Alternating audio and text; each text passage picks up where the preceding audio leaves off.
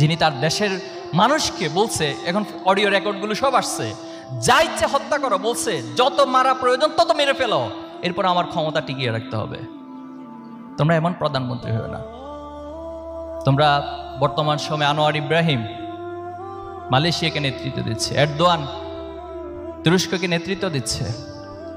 তোমরা ওমরের মতো প্রধানমন্ত্রী হবা, যে ওমর দিনের বেলায় ঘুমাতেন না, যে কোনো প্রজা বা কোনো রাষ্ট্রের নাগরিক যদি আমার কাছে অধিকারের জন্য আসে আর আমি যদি দিনের বেলা ঘুমিয়ে থাকি, তাহলে তারা তো অধিকার ছাড়া তাদেরকে চলে যেতে হবে।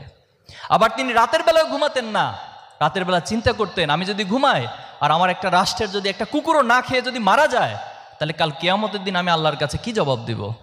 তোমরা এই অনুভূতি সম্পন্ন প্রধানমন্ত্রী হবা। যেদিন বাংলাদেশে অনুভূতি সম্পন্ন প্রধানমন্ত্রী হবে, সেদিন সত্যিকার অর্থে বাংলাদেশে আবু সাঈদ, মুগ্ধ, শান্ত, ওয়াসিম তাদের স্বপ্ন বাস্তবায়িত হবে।